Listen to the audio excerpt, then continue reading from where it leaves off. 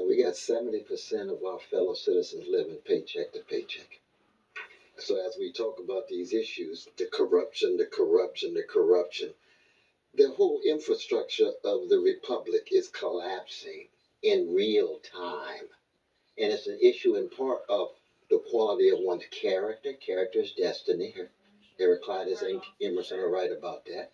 And all the talk, all the distractions don't take us to the fundamental issues, which are the fact that civic virtue is being lost, high quality public life is being lost, lies are replacing even efforts to tell the truth. None of us have a monopoly on truth, but at least we can aspire to it. Cornell, I'm not sure James Comey thinks this is a distraction. Well, in his particular case, that's true. But I'm talking about the whole. James Comey's not the only one. I'm talking about. Epstein is not a I'm distraction. not discounting anything that you're saying, Dr. West, but It doesn't add up James Comey. It doesn't add up James Comey. There are also a bunch of other people that Trump has essentially ordered to be investigated.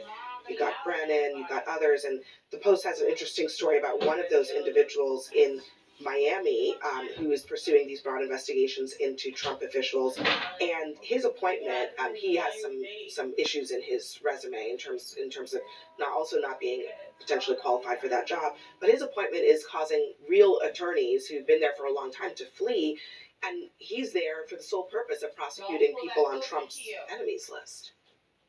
I have to say, every time they name somebody who's, been indicted or being prosecuted, I think to myself,